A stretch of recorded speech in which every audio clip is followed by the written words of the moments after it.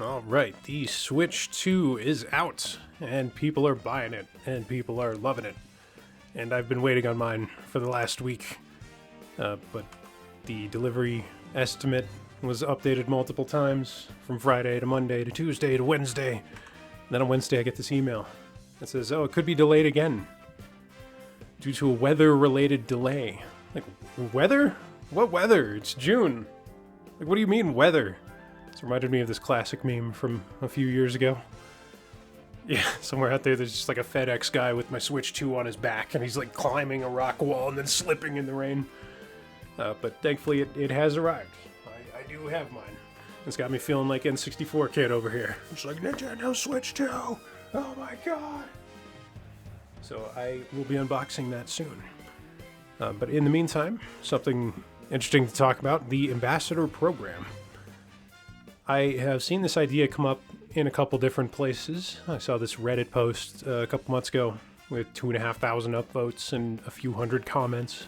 And this article on Screen Rant covering the same topic. So it doesn't come up super frequently, but it comes up enough that I thought, okay, let's treat it seriously and try to make like the definitive video on this subject. So in this video, I'll explain like what the Ambassador Program was, why it was necessary, whether Nintendo would bring it back, and what it could look like if they did. And before any of that, I'll also give you a big long preamble for the 3DS and fully explain the context in which it launched and why it underperformed so badly. So starting from the top, the Switch and Switch 2 are handhelds, so I think knowing all of the history of all the other handhelds is extremely helpful. Like, it gives a good lens for understanding how we got to the 3DS and then how we got to the Switch and the Switch 2. But at the very beginning, Nintendo wanted to create a handheld gaming console, and they had two different R&D teams that had competing ideas. So one team wanted it to be very simple technology, and the other team wanted it to be something more like a portable NES.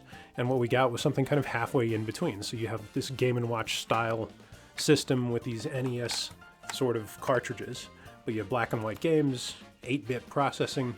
It's extremely simple, and so you get 4 AA batteries, and then you get 30 hours of playtime out of the unit, which is extraordinary.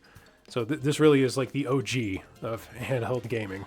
This is the one that went to space with a Russian cosmonaut. This is the handheld system that survived the tank blast in the first Iraq War.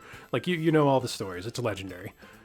So it launched in spring of '89, similar to the Switch and to the 3DS, right in the first, I guess the first 3 months, first 3 to 6 months.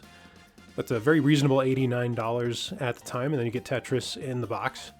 And then we also had several revisions to the hardware. So you get the smaller Game Boy Pocket, which takes 2 batteries, and then the Japan exclusive Game Boy Light, which, as it sounds, adds a light so you can actually see what you're doing, because it's hard to see what you're doing on these old Game Boys.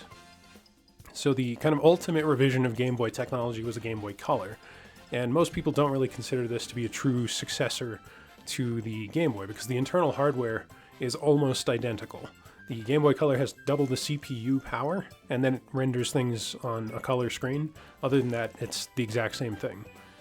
So this established an important precedent with the hardware, where with the Game Boy, if I switch it on, the power switch actually comes over and holds the cartridge in place.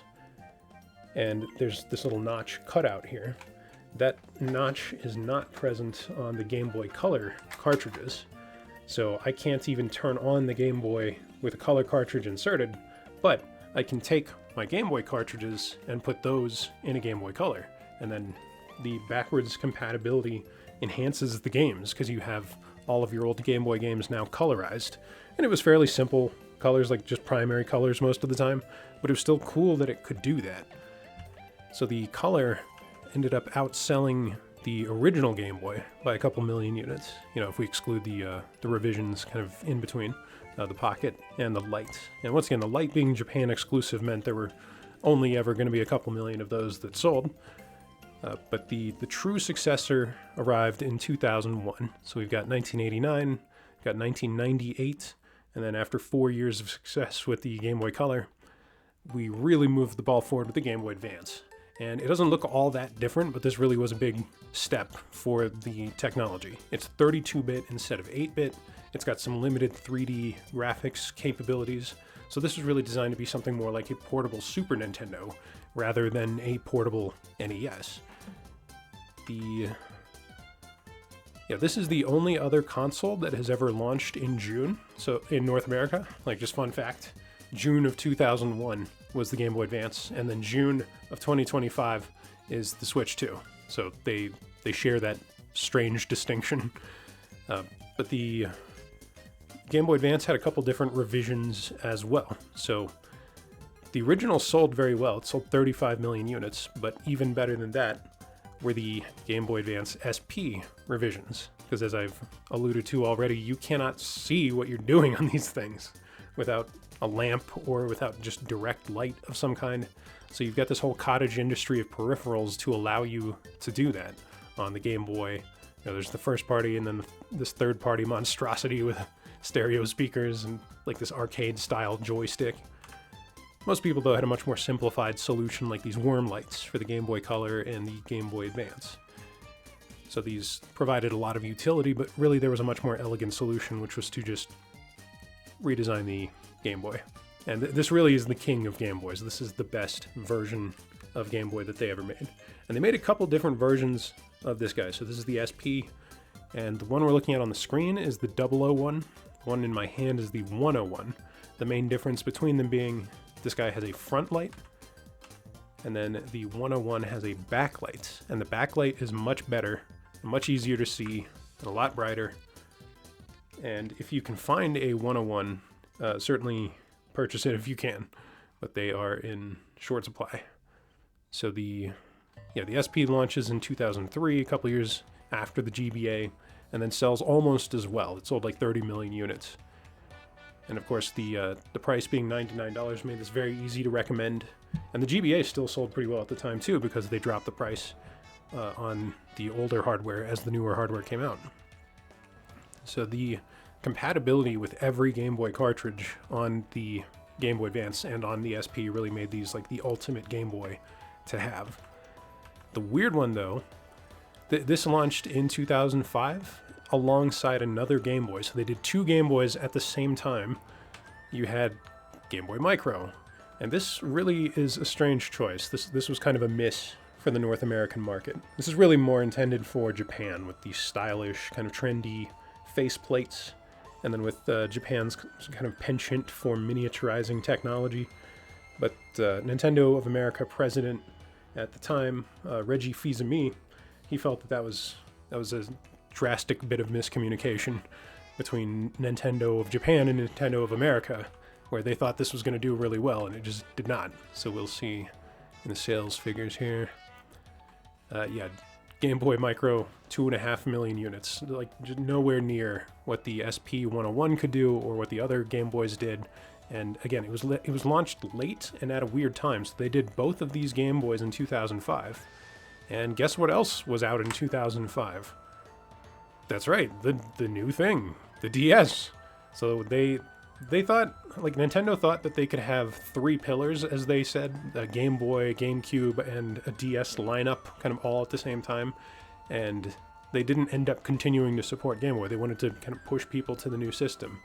But the fact that Game Boy was performing so strongly at the time shows that they certainly cannibalized their own sales by offering, quite frankly, a better product and a better value on some of the older Game Boys rather than on the DS. Even so, though, this is a very revolutionary device. Obviously, it takes inspiration from PDA devices, kind of the precursors to iPhones. But also you can see just the shared DNA in the older Game Boys here. It's like if I have the D-pad and the buttons and the screen so close together, like why can't I use the screen as an input? That's a perfectly sensible evolution of the idea of a Game Boy, like to make the screen a touchscreen. It just wasn't as impactful for consumers as it could have been, though. Nintendo at the time thought it was selling just fine, but it was not doing well. Like after, I think it was 18 months, the DS had sold maybe 12 million units, something like that. So it was nowhere near as successful as it could have been, and we know this now because of the DS Lite. This is really when the DS came into its own, because the DS Lite is just sleeker, it's more streamlined, it's prettier, it's got bigger screens, brighter screens. It's overall just a better deal, and it was lower priced. $129 instead of $149, and it's just better in every way. It made it very, very easy to pick up and very easy to recommend. Plus, of course, you have 2 years on the first version of the DS, so you have better games to come out alongside the DS Lite. So me personally, I got this as a birthday gift from my abuelita when she came to visit one time. Shout out to my grandmother, and she got me this DS Lite in white with New Super Mario Brothers, and that's like still to this day the greatest birthday present I've ever received. And it's like, what did you have on the DS? You had, Super Mario 64 DS, which is a really weird game. The DS Lite really killed it. And the thing is, though, Nintendo wasn't done redesigning the DS. They were very envious of Apple and model a lot of what they do after Apple. This time period is where the resemblance is most pronounced, right? With the DS Lite, the DSi, and the Wii. Those look the most Apple-like of Nintendo's products. And you can especially see it here with the I in the name, right? iPod, iPhone, iPad, like this was that time period. And of course we've got the cameras and an app store. So the transformation was really complete here. So a big thing that was kind of going on though with the hardware, you see that the DS and the DS Lites are a lot like the Game Boy Micro, where they only support Game Boy Advance cartridges. So they were kind of giving you a trade-off. It's like, yeah, I don't bring with me all my old Game Boy cartridges, but then I get the new DS game cards. So the DSi represents another stage of that transition. So I don't have any Game Boy card slot at all, but you get the eShop and you get DSiWare. And this is really underrated with the DSi. There were more than 600 DSiWare games for the DSi, and like 95% of them were exclusive to the DSi and not re-released on another system, like on mobile or PSP or something. So there were technically more games for the DSi than there are for the GameCube. So the DSi was helping kind of walk us forward with our technology to where we give up the cartridges entirely. We're just going over to the DS game cards now, but then we get something in return. We get this eShop, we get DSiWare, we get the Virtual Console. That's a worthwhile trade. So this, by now you will have noticed a few themes emerging, and just keep an eye on that, the kind of recurring similarities from like one generation to the next. Yeah, the 3DS arrives, and it $250 doesn't sound that bad right now, but that was a very high price point at the time. There was also no killer app or thing that you just had to have right away. In the box, you did have a little bit of software just pre-installed, so you had AR games, which is pretty cool, and then Face Raiders, just fun little gimmicks, little novelties. The best thing, though, just kind of included in the box was Street Pass Mii Plaza. In my activity log on the 3DS, that's actually my most played game, because it just gave you like a little something to do every day if you were bringing your 3DS with you to work or school or whatever. You'd be passing people and exchanging Street Pass information. So that was neat, but the benefit of that was not apparent early on. Nobody knew what Street Pass was or what it could offer, so that wasn't like a reason to go out and get a 3DS. But in any case, you see here we had 6 different versions of the 3DS, and we also had, they all sold relatively well, but what went wrong?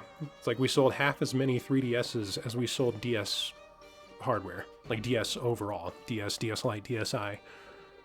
The 3DS certainly could have done a lot better, and part of the reason for that is the 3DS, like the first version, stumbling out the gate. So, as I mentioned earlier, there's like recurring themes going from one system to the next. So I put together a list of criteria for consoles to be successful, and I asked Grok to rank order these by their importance to sales and overall system health. And then Grok added a few suggestions for things that I had left out or didn't include or whatever. So go through these one by one. There's quite a few, but this will suffice. It's like this isn't an exhaustive list because otherwise we'd be including dumb things like electricity and semiconductors. Things like we don't have to go that granular. But one by one here, like the 3DS dropped the ball on most of these, which is quite surprising. So cultural and regional appeal, Nintendo was doing just fine. In 2010 to 2011, they were still riding high on the success of the Wii and the DS Lite, so they were well positioned to launch a new system. You know, here at E3 in 2010, there's Reggie.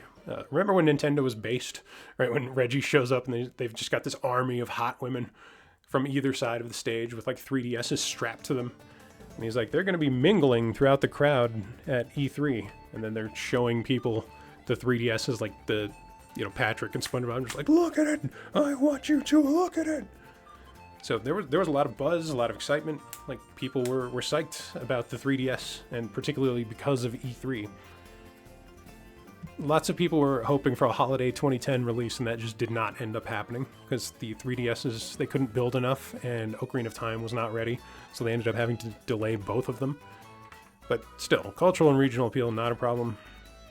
Rewarding the most dedicated fans, this one's kind of a mixed bag, because on the one hand, you have Club Nintendo, and through Club Nintendo, you could register your products, and then you would receive coins, and you could redeem those coins for little goodies, like I have this game card case for DS games. Just gonna hold 18 of them.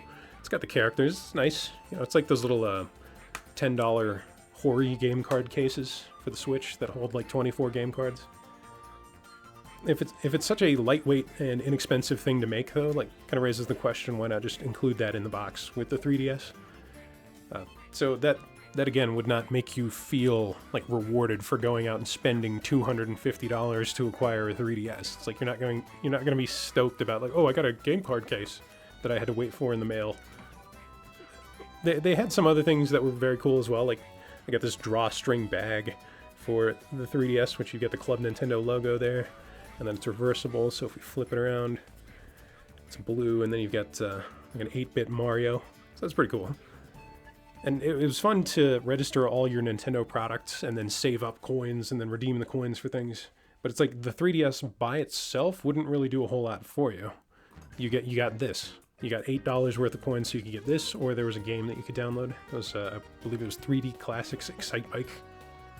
But you could buy that on its own, so it made more sense to get this and then just buy Excitebike. So this is part of the reason the Ambassador program was created, was to reward the most dedicated fans, because they did not feel rewarded. We'll get to that in more detail momentarily here, but yeah, just have to give that a miss for now.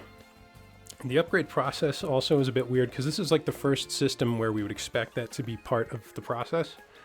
Like, there wasn't really a DSi to DSi system transfer process.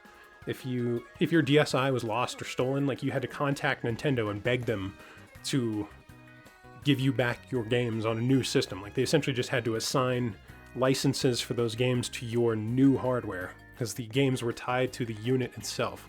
So they created a DSi to 3DS system transfer process. And this was an unfamiliar and slow process, which made upgrading kind of a pain.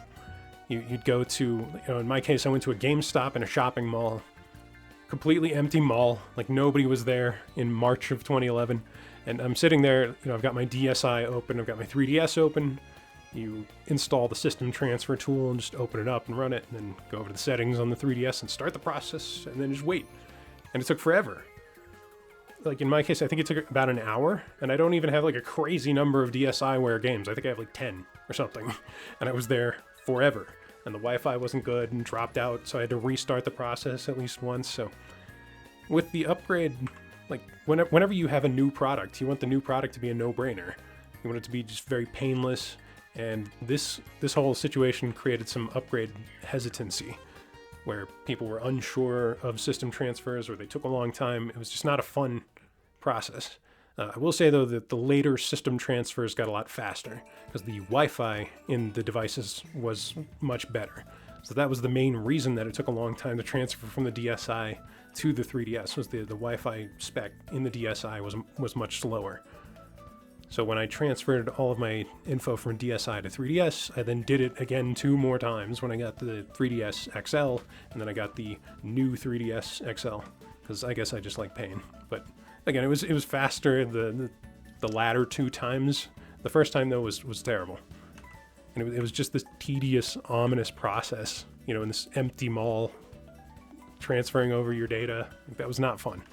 And even though they both take micro SD cards, that wasn't really part of the process. You couldn't just like take your micro SD card out of your DSi and then put it in 3DS. Like it just doesn't work like that. Even today with the Switch, it doesn't really work like that. Managing expectations though, like this, I mentioned earlier, like this is partly because of E3 2010. This felt like a bait and switch for a lot of people. So here's a screenshot from the announcement trailer for the 3DS. This is like that video where Iwata gets sucked into the 3DS and then Miyamoto shows up and then picks it up and then he gets sucked into the 3DS and then 3DS spits out all of these items. So you're like, oh, Donkey Kong barrels and banana peels from Mario Kart and the Master Sword from Zelda and the Maximum Tomato from Kirby and the shell from Mario. It's like I'm going to be getting all these experiences on the 3DS. And I'm going to have 3D without glasses. And then when you actually see the system, like it's cool, but the 3D is a little bit underwhelming. Like it's underutilized most of the time. So it's just not that great as far as what it offers features-wise. And then software-wise, you know, it's like the hardware was okay, but then the software was very lacking, especially at launch. So E3 just felt, again, like a bait and switch. We did not have our expectations managed accurately. Again, it's because of these different mediating layers in between Nintendo and their end user. You've got the games journalists, you've got the mainstream media, you've got social media, and so this is part of the reason Nintendo Direct had to be created.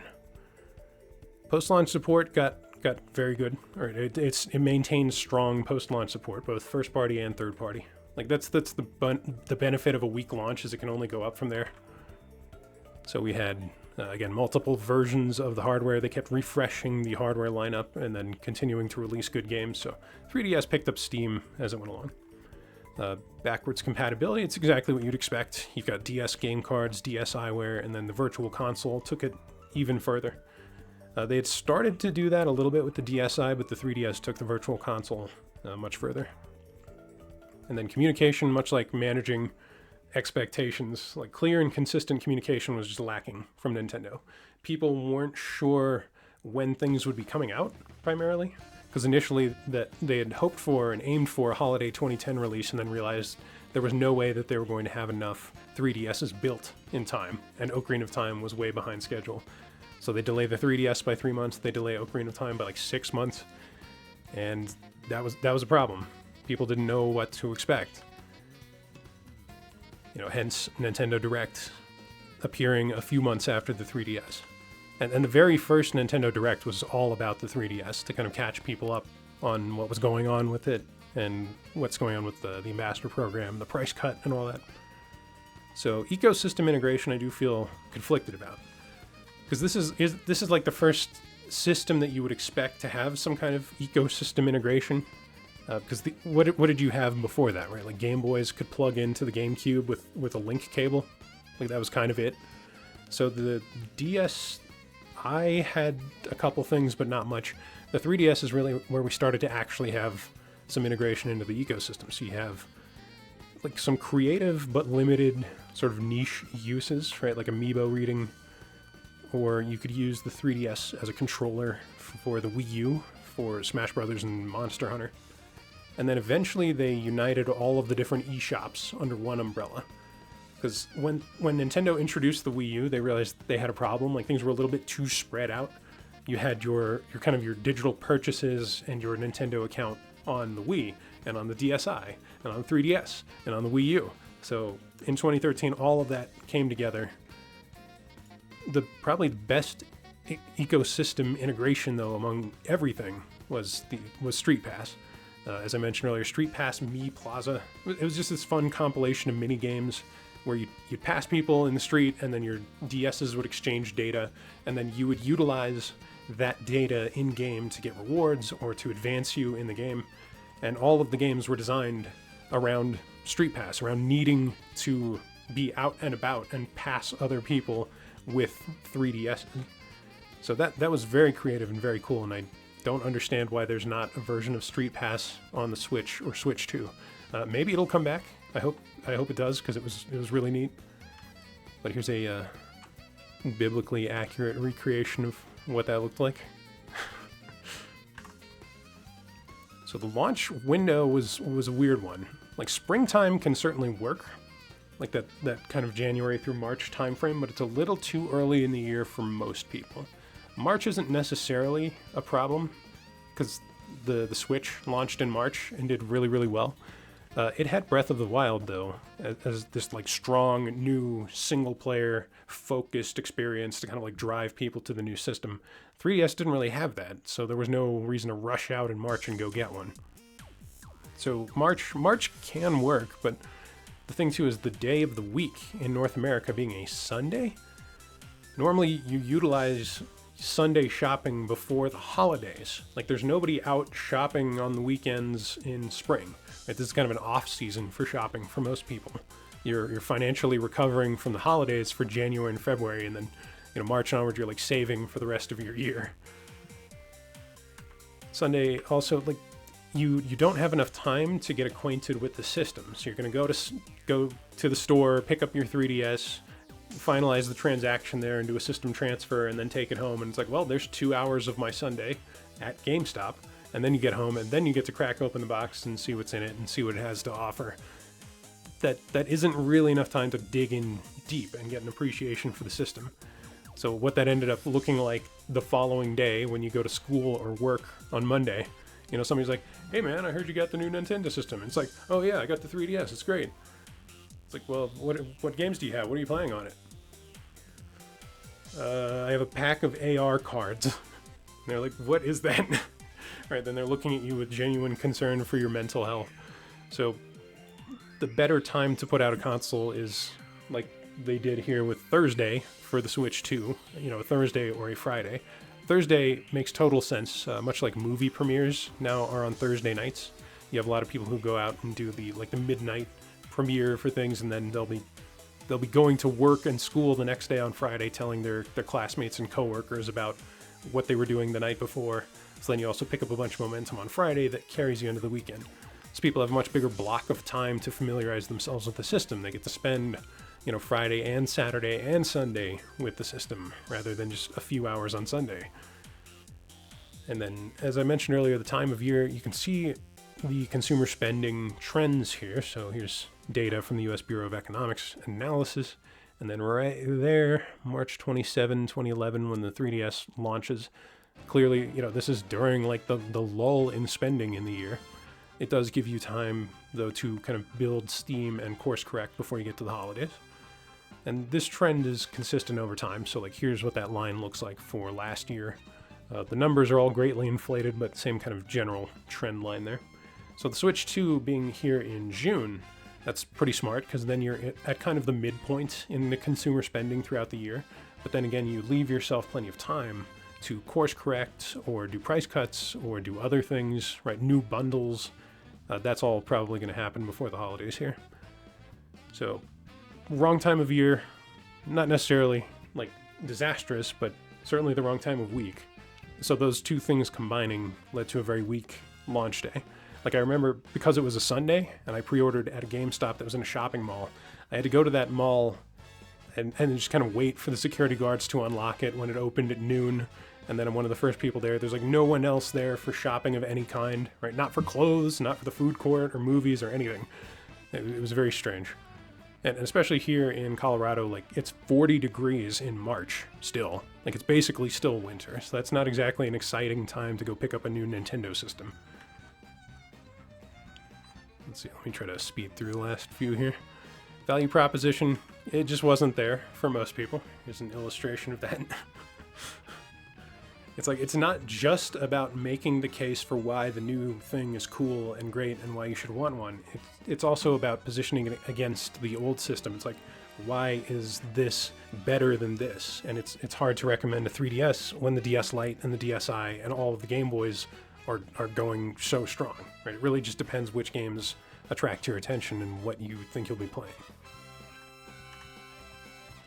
Third-party support, again, that was very solid. It was roughly equivalent to the PSP in terms of like how many games were first-party versus third-party.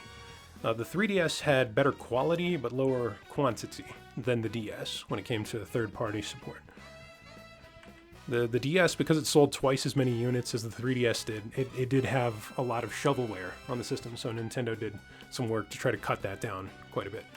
So you see here some of the most iconic developers and publishers for the system. Like all of these guys made over a dozen games for the 3DS, so a lot of defining experiences for people like Resident Evil Revelations or like Rayman. So the launch lineup, this was famously terrible. You had a couple dozen games in North America on day one, and there are some good games here. Like I really love Rayman 3D, Super Monkey Ball 3D. But like, why are you going out to get a 3DS at launch? Like to play a Dreamcast port, or to play a game that's already on another system like Madden or Lego Star Wars? It just didn't make sense for most people. Like the big draw for Nintendo hardware is Nintendo's game franchises and Nintendo's characters. So like, what did we have first party? Well, we had Nintendo Cats, we had Pilot Wings, we had Steel Diver. Like, are you sure about that? Like, why did that seem acceptable to anybody? Like, let me just read off a long list here of franchises that could have had an entry on the 3DS, right? Just something to introduce the 3DS. Right, some kind of character. So Nintendo could have given us any of the following, in no particular order, right? Mario, Paper Mario, Dr. Mario, Donkey Kong, Mario vs. Donkey Kong, Mario and Luigi, Mario and Sonic, Zelda, Metroid, Pokemon, Pikmin, Animal Crossing, Star Fox, Kirby, Starfy, Yoshi, Fire Emblem, Golden Sun, Smash Bros., Mario Kart, Mario Party, Mario Sports, Punch-Out, Wario, WarioWare, F-Zero, Brain Age, Big Brain Academy, Game & Watch, Chibi Robo, Earthbound, Endless Ocean, Excitebike. What are you doing? Like, you brought it to market with Steel Diver, Nintendo Cats, and Pilot Wings? Right? Like, we had nothing from that long list that I just read. You didn't have anything else ready. You had Ocarina of Time, and that was taking too long. Right? That came out 3 months after the 3DS did. So a lot of people like me who bought a 3DS at launch, we were not buying a 3DS for any of these games in particular. We were waiting for Ocarina of Time, which we knew was on the way because of E3 2010. But that not being ready, that was awful. So Nintendo has very much learned their lesson from that, which is why we have this 1-2 punch of Mario Kart World at launch, and then they're going to give you 6 weeks to familiarize with that, and then bam, Donkey Kong Bonanza next month, and then they're keeping a regular schedule of big new games coming with like Metroid Prime 4 later this year and other games, Kirby Air Riders. So it's going to be a good ride. They understand now what they did not understand in 2011, that this was not an acceptable list to bring the 3DS to market with. Like, there were a number of games from E3 2010 that just never were finished. Like, there was a DJ Hero, there was a Saints Row that got canceled. And then a bunch of the games that they showed off weren't finished for like 2 more years, right? Like Animal Crossing New Leaf, or Snake Eater 3D, or Kid Icarus Uprising. They showed these off at E3 2010, and then it takes 2 more years to finish. So, again, with the E3 2010 bait and switch, that was kind of an issue, just over-promising and then under-delivering in dramatic fashion. This I feel conflicted about, but I do have to give it a miss. The 3D, it looks very cool, but it's underutilized for the most part. Like, there are a handful of games that use it really well. Link Between Worlds, I would say, is like the single best game, because it just looks like a diorama. It looks like you're looking into a top-down little like toy house, like a little Lego house or something. That's the best use of the 3D that I ever saw on the system. So the 3D, like, it wasn't that compelling for most people, and then the actual design of the system, it's okay, but it's a little strange. So the top screen is bigger than the bottom screen, which is nice, but then the actual top half of the console is a bit wider than the bottom half of the console, so you get this odd, like, muffin top shape where it's not flush on the sides. And pretty much right away, people spotted a problem with this. So here is a concept image from an anonymous user on NeoGAF from that same time period, right after the 3DS was announced. Someone redesigned it and said, here it is looking the way it should look, taking inspiration from the DSi. So we've got like the headphone port looking very DSi-ish. the home button, the camera in the hinge, these like Wi-Fi and power indicators, and of course, the most obvious thing, dual sticks. Right, we've got the left circle pad and then a right circle pad. Nintendo, for whatever reason, just did not foresee the need to have one of those. I don't get it. So they had to address this later on with the Circle Pad Pro peripheral, where you'd like plug that into your 3DS, and then you had the Circle Pad off to the side, or the later models of 3DS that included this very strange kind of right stick. It's more like a pencil eraser or something. This little nub. So not a full circle pad. It feels terrible to use. The circle pad feels great. It's very buttery smooth, but not having that right away, it was an ugly system. People felt the feature set just wasn't quite right. Even right at launch, people knew that, and so there was a sense of unease with the system. And 3D interest was high, but it was waning. So you've got all these warning labels on every 3DS related product, and parents are wondering, like, what is this thing? Is this going to turn my child's brain into mush? Like, what's going to happen?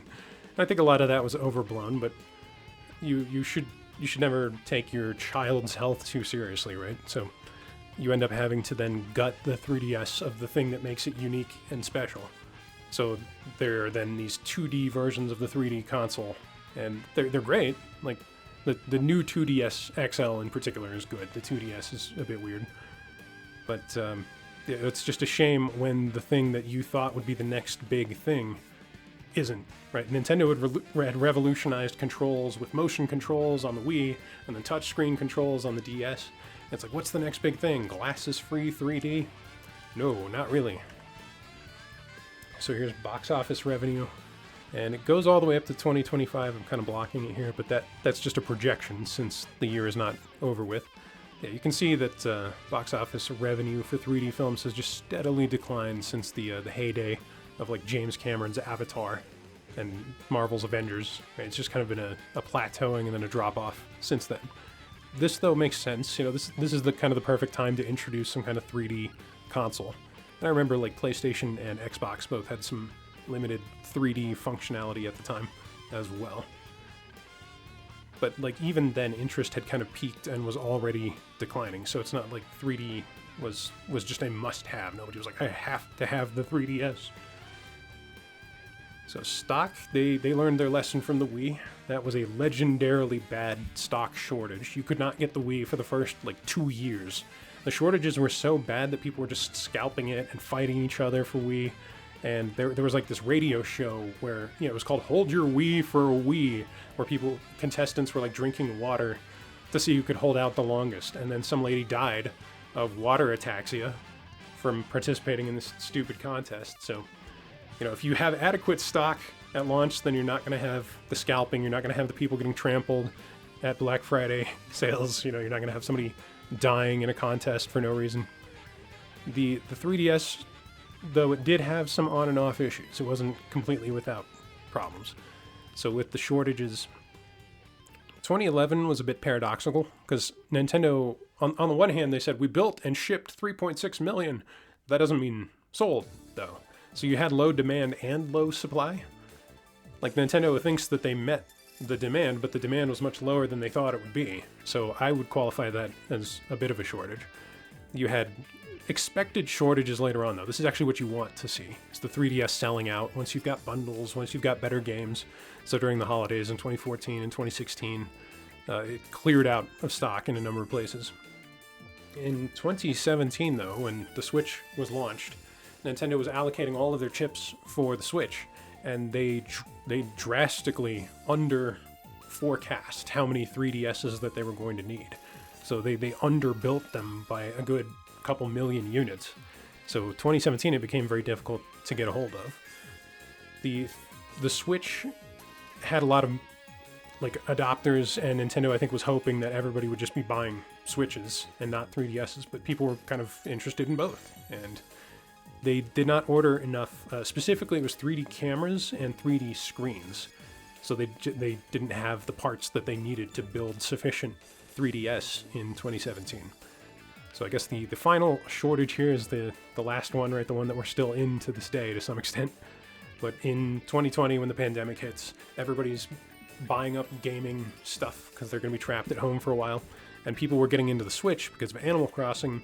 And so you had this, this parallel demand for other Nintendo things. Right? It's like, okay, maybe I can't find a Switch to play Animal Crossing during the Switch shortage in 2020, so I'll look for a 3DS. And all the 3DSs start drying up then as well. Although in 2020 we had shortages of pretty much all consoles, like the PS5s, the Series X's, like they all had shortages. And then of course in mid-2020, Nintendo focuses all their effort on the Switch from here on out. They discontinue the 3DS, and it is, for all intents and purposes, it's finished. Like, you can't even get them repaired anymore, as far as I'm aware, like from Nintendo, because Nintendo's out of parts. So that's unfortunate. Like, if you still have a 3DS and it's in good shape, keep it in good shape. Like, put screen protectors on it, put a new battery in it, put a new micro SD in it, like, help it survive, because they're an endangered species now. Yeah, a couple of articles here kind of discussing the initial shortage from late 2010, when people were expecting a holiday release, and then Iwata just said, like, no, that's not going to happen. We need to delay the release by like 3 months so that we can actually build some of these things. So exclusives and killer apps, this has never, ever been a problem for Nintendo. This is probably their biggest strength, actually, is all of those games that I listed earlier from like that long list of series and franchises and characters. It's like, just think about all the most iconic experiences you had on the 3DS. It's like, most of them came later. You know, this is like our only launch title on this slide here, but so many good games. Like, there were lots of good reasons to get a 3DS after just a few months here. Let's see, last one though, this is really the linchpin of the grenade. For most people, the price was the biggest problem with the 3DS, and where they kind of lost interest in wanting to get one. $250, again, that doesn't sound bad today, right? That's perfectly in line with what we'd expect something to cost. Like a Switch OLED is $350, and $250 from 15 years ago. If you adjust for inflation, that's like $350 today. But $250 in 2011 was extremely competitive for personal electronics. And I thought, there's no better way to illustrate this for you than to just show you. For $250 or less, right, you could have bought a Nintendo Wii. You could have held out for a year for the PS Vita, because people knew that that was on the way. Like, when the 3DS was being unveiled, people were already talking about this, you know, the single screen PSP offering substantially more power for the same amount of money. So I knew some people that just held out for a PS Vita and just never got into a 3DS. But for $250, you could have gotten into a PS3 Slim once they redesigned the PS3 and dropped the price on it. So I had one of these in 2011. Like, I went in halvesies with a friend of mine, so we were like sharing the PS3. Then, of course, the 360 Slim had released in 2010. So in like 2010 to 2011, they price dropped the old Elite models to get them to sell. So you could get in on Xbox with, you know, the sleek-looking black unit with no chance of red ringing and nice big hard drive. Like, that was very easy to recommend. Or you could get the new Xbox for $200. No hard drive, but then you've got $50 left over to get a game or a second controller if you want. Could have gotten a pair of Turtle Beaches for your PlayStation or Xbox. Right, really just fabulous headphones, like wireless surround sound chat headset. Like, this is great. I had a pair of these. Maybe it wasn't this exact model. I think it was a different model. But those were all the rage back then. And then speaking of headphones, you could have had an iPod Classic, or an iPod Touch, or a Nano, or Shuffle? I thought I had a Shuffle in here, or whatever. iPhone 4S, Galaxy S, right, if you wanted to get into your first smartphone at that time. Could have had a graphics card, or a hard drive, or solid state drive. Or if you needed like a notebook for high school or college, like, there you go. You have a complete PC with a full QWERTY keyboard running Windows for less than the price of a 3DS. Here's a monitor if you need something. Like, nothing crazy, like 1080p, 60 FPS. Same thing with like a TV. You could maybe get like a 32 to a 42 inch TV for around this price at that time from a more entry level brand like TCL or Westinghouse or Vizio or Insignia, something like that. But that might have been a better use of your $250 at the time. And of course, this was the age of tablets and e-readers, so you could have got yourself Kindle or Nook. or gotten into audio gear like I did. I bought myself a turntable when I graduated high school. Get a pair of bookshelf speakers and a subwoofer for $250. This is fantastic, by the way. The Klipsch Pro Media 2.1. Like, this is still available for the same price. Very underrated. Like, I would take these desktop speakers and subwoofer combo over most soundbars. So, I know what you're thinking. Like, all these products, they don't compete in the same category as the 3DS. 3DS is a handheld gaming console. Like, we're looking at e-readers and turntables and whatever. Like, are these all really competing? Well, kind of, yes. Right? Like, put yourself in the mindset of Nintendo's target demo. Right? You're a kid, you're in your 20s, you're in your teens, you've got $250 of like birthday or Christmas money, and it's burning a hole in your pocket. It's like, what am I going to spend it on? Well, maybe not the 3DS, maybe something else. Particularly as smartphones were picking up steam around this time. That was when smartphone adoption really jumped up a notch. Like, the iPhone was introduced in 2007, but actual smartphone adoption rates like dramatically increased from kind of 2011, 2012 and onwards, once you get into the iPhone 4 and go beyond that. So these really are all competing for your dollar at that kind of price point at that time. $250 was just very, very competitive. So the 3DS, it was just impossible to justify unless you were like some Nintendo psychopath like me who traded his DSi for $100 off the 3DS. So Nintendo of Japan and Nintendo of America put their heads together. They had to figure out some kind of solution. And Iwata says, Reggie-san, 3DS is not selling. What do we do? It's like, well, I told you we should have priced it lower. $250 was too high. Yes, you're right. I see that now. We should have done $199 like you suggested. So what shall we do now? Go down to $199 like I was saying? No, we have to get even more aggressive. So they then cut to $169, which is an incredible humbling. When you thought you'd be getting to ask $250 for this thing, and you have to slash the price by $80. There's no denying, though, that this was a much, much more attractive price point, and it had the intended effect, the intended salutary effect on sales. So after 6 months, 3DS had barely sold like 5 million units.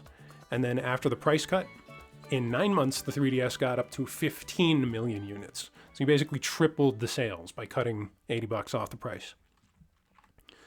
So that's great to get the price cut, but of course, this is not a good situation to be in, right? Just looking at the report card and rounding up all 16 criteria here, Nintendo missed on nearly all of these, right? We met 5 of the criteria and partially met a couple, but this was a disaster, right? So this is why the Ambassador Program exists, why Nintendo Direct was created, why there was a giant price cut. And the giant price cut, it's great, but that's also a problem. Reggie was like, what about the people who bought the system at full price? What about them? And that's how we get the Ambassador Program. So he doesn't, like, in his memoir, Reggie more or less takes credit for the Ambassador Program. He doesn't, like, explicitly say it was his personal idea, but he advocated for it very strongly and pretty much implies that he came up with it. So the idea is basically this. If you purchased your 3DS and then connected it to the eShop and, connected it to Wi-Fi at some point between when it launched and a deadline, I forget if it was August or September of 2011, but as long as you just turned it on, right, and had it on the internet and went to the eShop, then your 3DS was registered in Nintendo's servers, and essentially like an ID number would be assigned to your specific 3DS, and then you would receive 20 games for free. So you would get this bundle of 10 NES titles, and then, getting ahead of myself there, 10 NES titles and then 10 Game Boy Advance titles, which is pretty cool. It's hard to say exactly what this would sell for, but on the Wii, they were selling NES games for $5. On the Wii U, later on, they were selling GBA games for between $7 and $8, depending on the game. So this could represent something like $125, just at full retail at the standard eShop prices they established. So that's a pretty big deal. The thing, though, is think about who this was created for, right? Nutcases like this guy who went out and got a 3DS at launch. So chances are we're the type of people who probably already had one or two of these games. Or in my case, half of the games. Yeah, exactly. It's like I was playing Smash Brothers, and Smash Brothers does a great job of introducing you to all these different characters and series and franchises. And so I thought to myself, like, oh yeah, I'm playing Melee, I'm playing Brawl, like maybe I should give all these different characters a shot and try out these different franchises. So of course they offer these games for $5 a piece. Like, yeah, I bought a few. I had some games on my Wii Virtual Console. And so I know I had at least these 5. I had a few others as well, things like Dig Dug. I think I had a different version of Donkey Kong, maybe Balloon Fight as well, but I know for sure I had these 5 NES games. And then Game Boy Advance games, I had a lot of these on cartridge. In fact, I still have here, I have Zero Mission, I don't have Fusion, and it's because I sold my cartridge after it was offered with the Ambassador program. So that was a mistake. I'm trying to collect my Game Boy cartridges and get them back now, because I want to get back into physical games collecting with Nintendo. But yeah, if you only play one of these games, play Yoshi's Island. In any case, the risk that you've run when you offer people just a random assortment of games like this is they may or may not be personally impactful to the person receiving the games. So it's reflected here in my playtime with the games, like which games I even bothered to open or which games I connected with. So half of the playtime here is just Metroid Fusion because that game is a masterpiece. But then I had my fun with some of the other games here too, like WarioWare, Mega Micro Games. I think I'm cutting it off, but I played that for at least 5 hours. Then 1.5 with Mario vs. Donkey Kong, 3 hours of Minish Cap, 4 hours with Yoshi's Island. Like, I appreciated having these games, but because the emulation worked a little strangely, like it just didn't feel like a proper replacement for having games on cartridge. So the playtime, yeah, I should probably go back and actually play some of these, like F-Zero or Wario Land 4. But the list here is, right, it's not the top 10 best reviewed games, it's not the top 10 best selling games for either system, so it's just kind of curated for quality and balancing that with variety. Still though, overall, not a bad suggestion to compensate the early adopters for that $80 price cut. But yeah, the downsides, as I touched upon earlier, the emulation, it just works a little strangely. Like Scott the Woz has a whole video on this.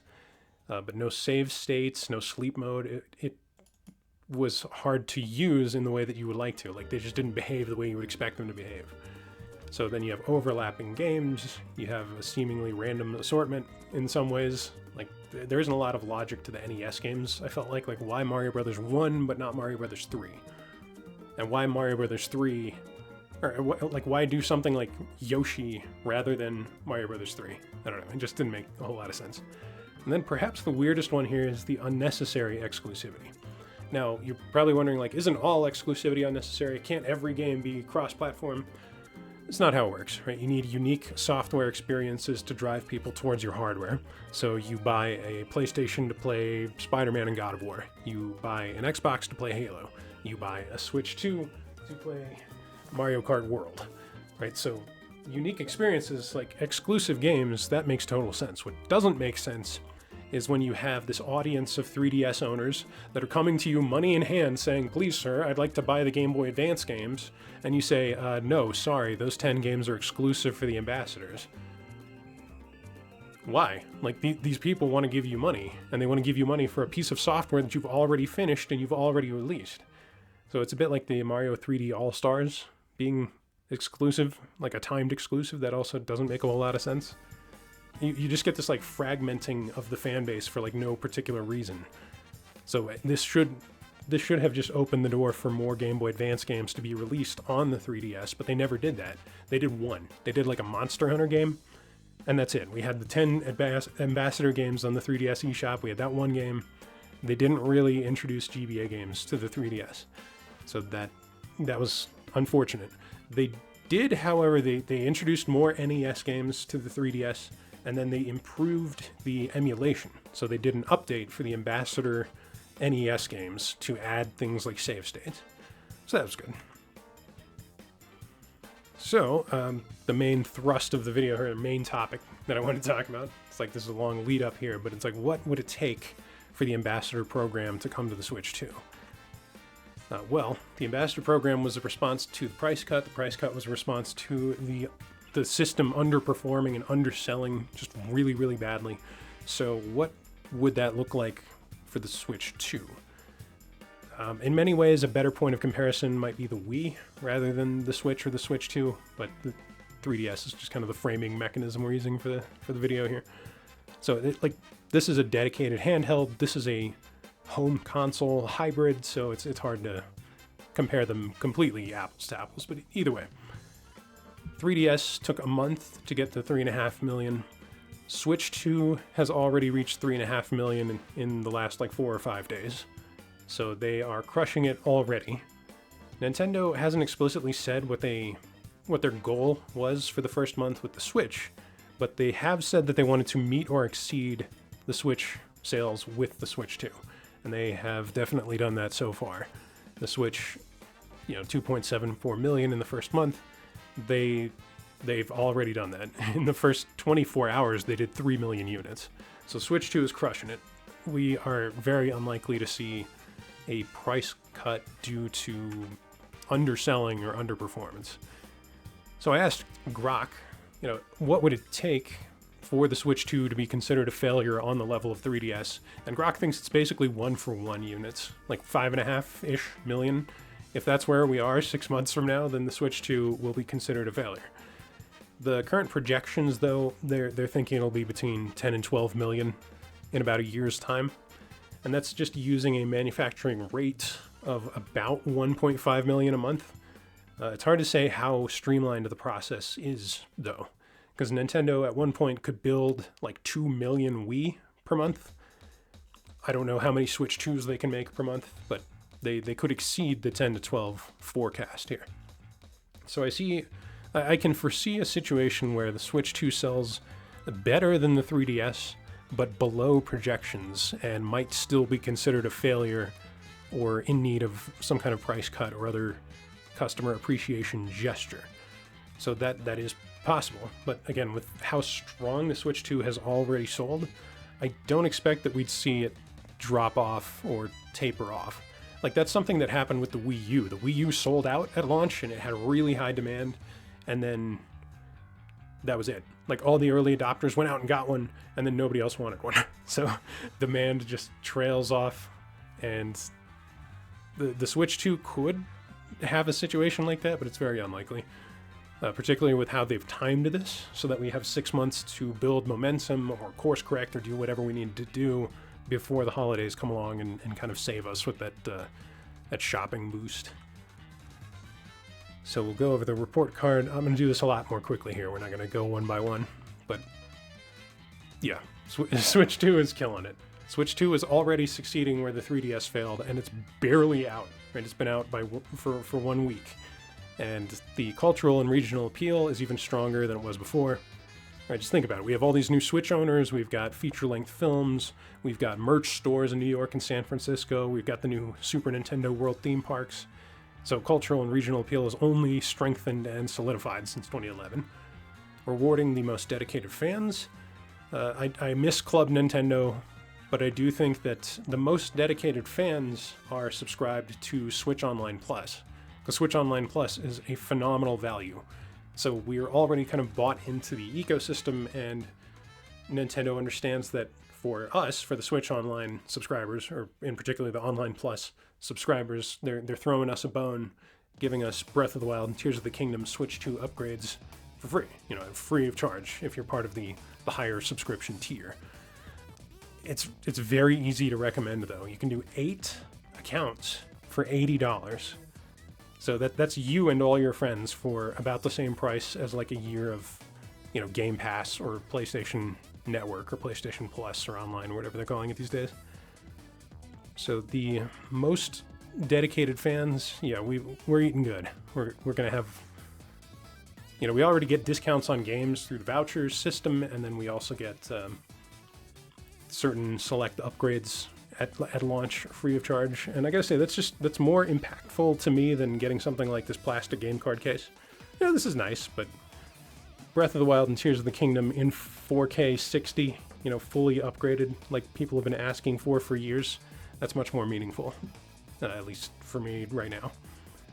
So then the upgrade process has just gotten even better, being able to use a PC and a USB cable or having micro SD cards. Again, you can't just like swap a micro SD from your Switch to your Switch 2 and have it work. You can use your old SD cards for captures, but not for games. So if you've got one lying around and you do a lot of capturing, then you can do that. Either way, the upgrade process, it's just even more simplified than before, especially because everything is now just tied to your Nintendo account. So you can just sign in and re-download everything. You don't have to like transfer it from one unit to another, which is really helpful. So managing expectations, they've just gotten better at that over time with Nintendo Direct, with the way that they utilize social media and their marketing teams. They're very effective there.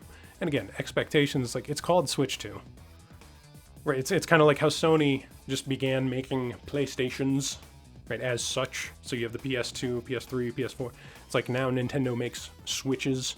So this kind of implies there could be a Switch 3 or 4 in the future. Who knows? But Switch 2, like, we really know exactly what to expect there. There's no naming confusion like with the Wii going to the Wii U, where people didn't know if the Wii U was a new thing or if it was just a tablet controller for your Wii. No, it was the successor, but it was not named well. So it's also the only numbered console, unless you want to try to argue that like the 3DS was the third DS. I mean, I guess you could argue that. But yeah, Switch 2, it's very direct, very straightforward. It's a bigger, better Switch. Post-launch support, it's probably unfair to give this green check when it's only been a week. Maybe this should be an unknown. But there's no reason not to be optimistic, like I wrote here. So backwards compatibility, this actually exceeds my expectations, right? I should give this like a double green check mark. Because it's everything you would expect, right? You've got your Switch game cards, your Switch games that you can just download and install. You've got the Virtual Console. And then you have more emulation coming to the Switch 2 with things like GameCube. And the Switch games running on Switch 2, a lot of them just run better by default. Like, they don't need some big, fancy, expensive upgrade pack like Breath of the Wild and Tears of the Kingdom have for $10 or $20 a piece or whatever it is. A lot of games are running better now, or they're getting free updates. Things like Mario Odyssey already got an update, and that's not a paid update.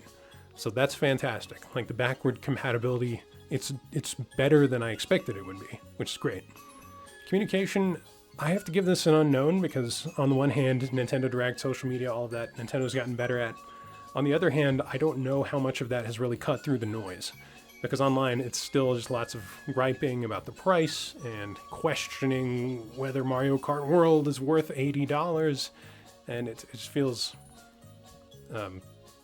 like those are very different groups, right? The people going out to buy a Switch 2 like myself, and then the people complaining about the pricing. There's not actually a lot of overlap in the Venn diagram there. There's a little bit, but I don't know how this will shake out in the long run. It looks like, though, for now, it's like all of that noise was just noise. People are buying like crazy. There is no boycott to speak of if stores are selling out of this thing everywhere. Then ecosystem integrations just got better over time from one system to the next. There's no reason to suppose it won't be better than the Switch 1. I guess the only wrench in the machine is the like Labo. You can't use Labo with the Switch 2, but who cares? Launch window, that's an unknown. I think it'll work out just fine for them. Like the Game Boy Advance also launched in June, back in 2001. So like summertime makes total sense. I'm actually kind of confused why more consoles don't release in summertime, since they usually release around the holiday season. But summertime makes total sense. Like your target demo is off from school, like they're home for summer break, so take advantage of that. And then again, they've got 6 months to utilize to duck and weave and change course if they need to. So the value proposition, I think it's very solid, but I'm a Switch owner. So for new customers for Nintendo, this isn't necessarily the best value. Like if you think of something like Breath of the Wild, let's say I buy myself a Switch 2 and it's like, oh yeah, let's play this Breath of the Wild game I've heard so much about. You go to the eShop and then you see oh, it's $60 plus $10 for the Switch 2 upgrade plus $20 for the DLC, and now you're out $90 for this 8-year-old video game. That's kind of upsetting. So in many ways, it does feel like the value proposition of the Switch 2 is really for the Switch owner. Like for the 152 million Switches that already exist. It's for those people. Newcomers to Nintendo will probably still have a great time and have a good experience, but they'll have to invest financially the same amount of money that every other Nintendo fan has. Right? I bought Breath of the Wild on the Switch for $60 at some point, and I don't now have to re-buy that on the Switch 2, which is why the Switch 2 represents a better value for me, somebody who's already in the ecosystem, than for a new customer. So that's rough, because you kind of want the new system to be the thing for the new customer to go to. And I don't know necessarily that the Switch 2 really is. It's kind of like Doug Bowser was saying in an interview, if you're like concerned about price, then just buy a Switch Lite or a Switch OLED. And that makes total sense. If you're not a Nintendo diehard person, but you just kind of want to get into it at a lower price point. Like, don't buy in at the $450 or $500 price point if you're not already sort of invested in Nintendo and you understand what you're getting into. But let's see, just a few more of these here. So third-party support will probably be fine. Again, maybe this should be an unknown because it's only been a week, but Nintendo is already reporting that companies are like beating down their door to come work with them and get games on the Switch 2. So clearly, developers want to work with Nintendo. They're going to have very strong third-party support. And that's probably going to be even better with the Switch 2 than with past systems, because the Switch 2 is fairly powerful. It's not super cutting edge, right? It's like PS4 level of graphical strength. But being able to do things like 4K graphics at 60 frames per second, there's greater parity now between Nintendo and other game systems than there has been in the past. In the past, like, Nintendo systems were a lot weaker than other hardware. Like, particularly the Wii and the Wii U and the Switch, like, those have all been underpowered compared to the competition. And so the Switch 2 is taking this significant step forward with the tech, so it comes with a price. But it's something that people have been asking for. So let's see. Yeah, launch lineup. They're already doing better with just one single game, Mario Kart World. It's like I was saying before, like, you need a character, you need a franchise, you need something from Nintendo that's more compelling than just like Pilot Wings or Steel Diver or Nintendo Cats. Right, particularly if there's like a face to it, right? Like we got my Mario Pez dispenser here. It's like you've got a Mario game. That's your boy. That's the mascot of the company, pretty much. So the having Mario Kart World and then DK Bonanza next month, that's like this 1-2 punch where we know we're getting good stuff right away, and we're not having to wait for months on end like we were during the 3DS launch window. They're killing it already. Oh yeah, features and wow factor. It's a hit, and it's not. It's, you know, we're not reinventing the wheel. Again, it's just Switch 2. It's more Switch, so a bigger screen. It's higher spec. But what I was surprised by is that you've got 1080 120 in handheld mode, 4K 60 docked. So technically, the screen, like, it's higher spec than the current Steam Deck. So when people are going, why is it $450 or $500? It's like, well, that would be why. It's because it is genuinely a pretty strong piece of hardware, given like what it is. And the new social features, it's hard to say how compelling that'll be for people, but the Switch feels like a very antisocial experience without having any features for social functions like built in. There's no chat rooms, there's no messaging built in on the Switch. So in many ways, Nintendo's playing catch up to 2005, right? They're still trying to get back to the heyday of Xbox Live, but that'll be a lot of fun if they can incorporate that well and make it just feel really compelling and fluid and fun. The social features, the stronger hardware, like, this is what people want, especially just little things like magnets that, you know, just snap on. That feels so much more satisfying than the little slidey rails. So people see it, they understand how cool it is, they know what it is, they want it. It's like they've met this criteria. Stock availability, it remains to be seen. They've said it's the fastest selling console ever, and that basically just means all of the units that have gone out are now in the hands of an owner, which is great.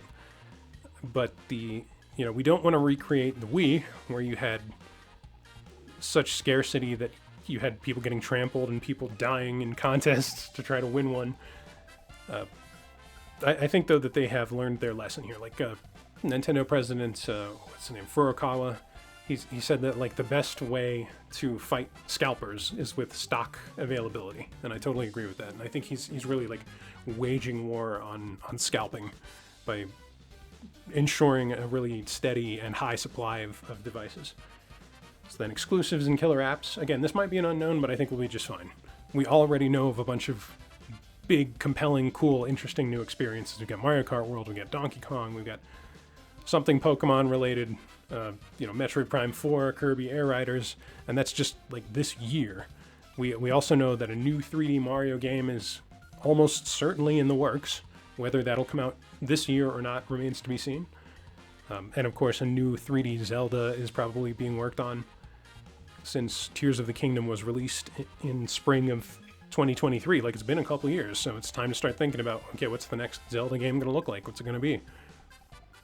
Even something as straightforward as Twilight Princess 4K and Wind Waker 4K, and maybe take Ocarina of Time 3D and Majora's Mask 3D and then, like, remaster those. Something like that would generate lots and lots of buzz, and they haven't said what they're doing as far as that, as far as, like, re-releasing some of these classics. But I'm sure that'll drive tons of momentum. Let's see. I was talking about stock, but exclusives and killer apps. I was touching on that. And then price, it's hard to say, but I think it's fine. As I discussed in my first two videos, like $450 when you compare past consoles and you adjust for inflation, $450 is completely consistent with historical norms. It's a tiny bit high. If you average out all of Nintendo's hardware, I think it's like $430 is the average price point in 2025 money. So $450, it's a tiny bit high, but that's what you would expect it to be, given how fraught the economy is right now with supply chain issues and the trade war and tariffs and who knows what else. So $450 could become higher, though. That is a concern, right? If tariffs intensify or if the trade war takes a bad turn, there could be a situation where you go from paying $450 to get a Switch to paying substantially more, like maybe $600 or $700. So, like, what would Nintendo do in that case? It's like that's where we are going to now start like doomsday scenario planning for Nintendo. Gonna do some prep work for them here. Yeah, so there's our Switch 2 launch titles. The things in bold, that's what I'm going to be focusing on here. Oh, and Mario Odyssey with the update as well. But let's see. Yeah, so it's like, what would a new ambassador program consist of? Or like, what would they need to address with that? So they could do the same thing they did before, where they just bundle a bunch of games. So at the time of the ambassador program, the NES was 25 years old and the GBA was 10 years old.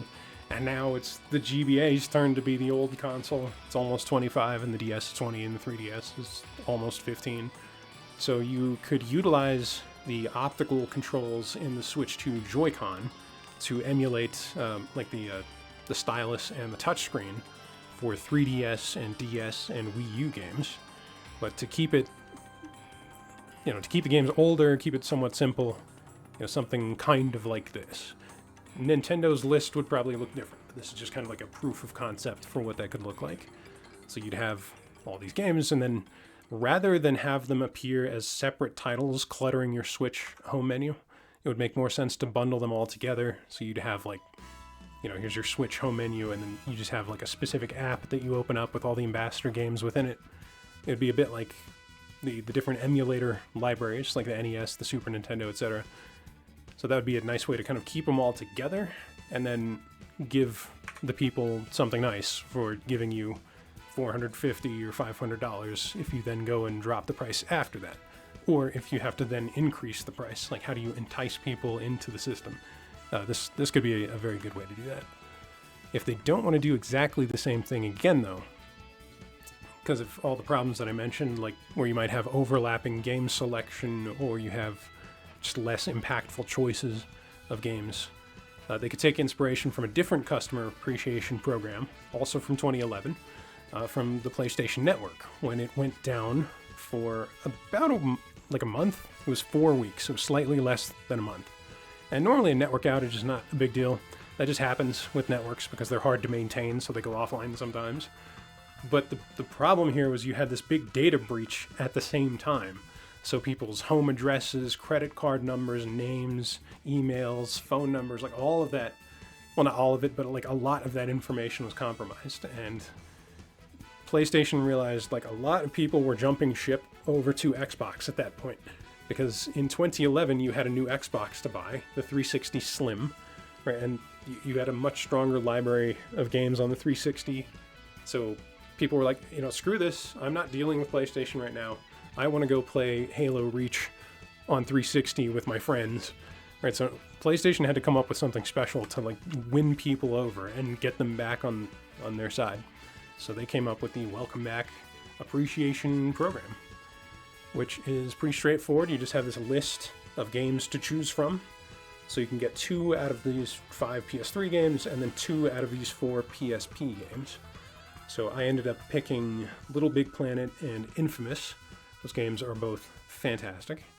And then I got Little Big Planet PSP and I think Killzone on the PSP, but I don't have a PSP, so I still haven't played either of those to this day. And the friend I mentioned, my buddy Logan, who went in halvesies with me on the PS3, he got the other games, essentially. I forget what he picked from the other games here, but it's like I got 4 of the games, he got the other 4. So between us, we ended up getting like 8 out of 9 of the PlayStation Welcome Back games. And, we just high-fived and thought that was awesome. So then Nintendo could do something similar to this where you've got a list of games and then you choose some, but instead of like 2 to 4 choices from among 9 games, like maybe increase the number. So you do 3 choices from among 12 games. And my logic here was with a lot of these games, you have, like on the Switch, there's lots of games that come in pairs. And so what you want to do is introduce people to a series or to one of those pairs of games by only offering one but not the other. So then people would redeem these games and then probably end up buying the sequels if they didn't already have them. Right, so you have something like Hyrule Warriors but not Age of Calamity. Right, you do Breath of the Wild but not Tears of the Kingdom. Link's Awakening but not Echoes of Wisdom. Luigi's Mansion 2 instead of 3. Metroid Prime instead of Dread. Mario Brothers U instead of Wonder. Pikmin 3 instead of 4. Mario 3D World instead of Odyssey. And then just to round it out, throw in Mario Maker 2 and Mario Party. But do Super Mario Party rather than Mario Party Jamboree. So that gives people more ownership of the games that they choose for themselves. You get more buy-in from the customer that way. And then you're also keeping people kind of in that walled garden, keeping them in the ecosystem. Because it's like, oh, cool, I got these 3 games for getting a Switch 2 at launch. And then, yeah, maybe I'll check out the next one in the series. So it's like, if you get somebody to buy a sequel to even one of these games, like that's a win. So then another option, very similar but pared down just a little bit, just do game vouchers. Because we have game vouchers with Switch Online. You pay $100, you get 2 vouchers. They're effectively $50 a piece. And then you can see over here, there are almost 90 games eligible for game vouchers on the online store. So to get your money's worth, you'll want to make sure that you redeem your vouchers for games with an MSRP of above $50. But they've got games ranging in price here from, the standard MSRP of $60 that we've been used to for the last 20 years. And then you could use a voucher for Tears of the Kingdom. So Tears of the Kingdom for me was a $50 game, not a $70 game. So the vouchers system, it's one of the best reasons to subscribe to Switch Online. But also, if you then give out vouchers, where was I? Here we go. If you give out vouchers to people who may or may not be subscribed, right? Just the early adopters kind of as a group, then you introduce lots of people to this feature of online and get them to hopefully subscribe and then get vouchers. But then they get kind of like a taste for what that is and how it works. So then this is maybe the least satisfying of the options, but kind of similar to just giving out vouchers. You could just give out Switch Online Plus, and then people would hopefully spend their own money on vouchers. But the Online Plus expansion pack, it really is an enormous amount of value, because you have the game save, cloud backups, you've got the multiplayer features, and then they've expanded the emulator quite a bit. So you get N64, Game Boy Advance, Genesis, and then on the Switch 2 you'll have GameCube.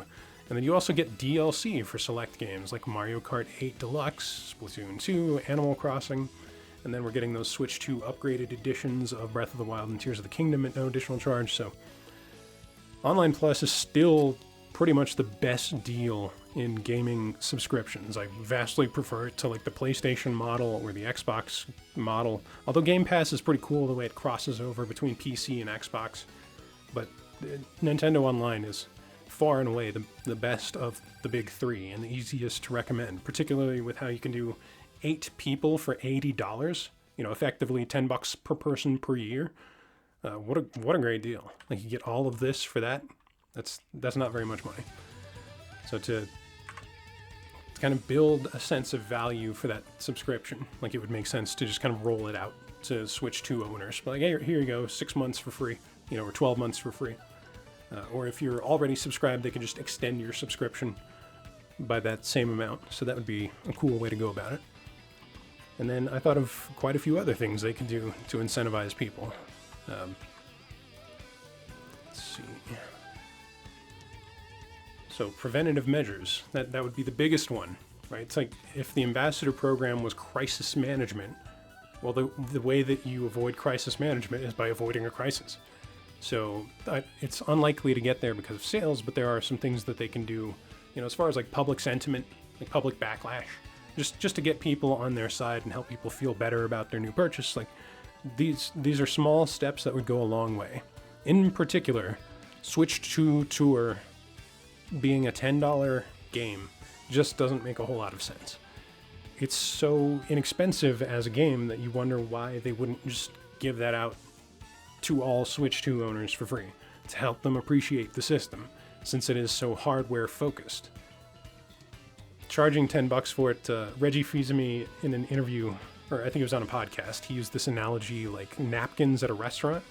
It's like, if you charge for the napkins separately, I'm never going to buy them. I understand that it took money to buy the napkins for the restaurant, right? The restaurant had to acquire the napkins, but if you charge them separately, like, I don't want it.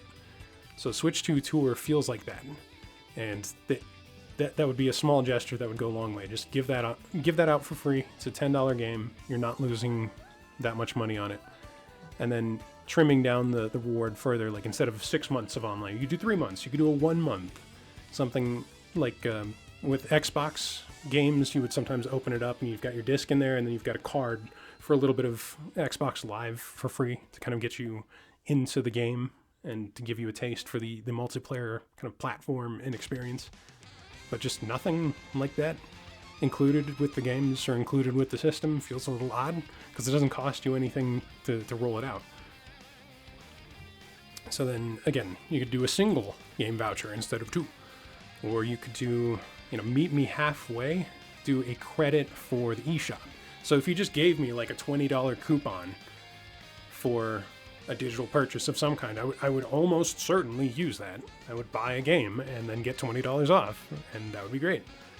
So that's, again, you're not losing any money on that. You're actually making money on that solution. Similar to that, too, you've got the Nintendo store, so you can come over here and get hoodies or pencils or whatever kind of merch you want. But you could just give me credit for the online store, and then I'll put in my own money to get something.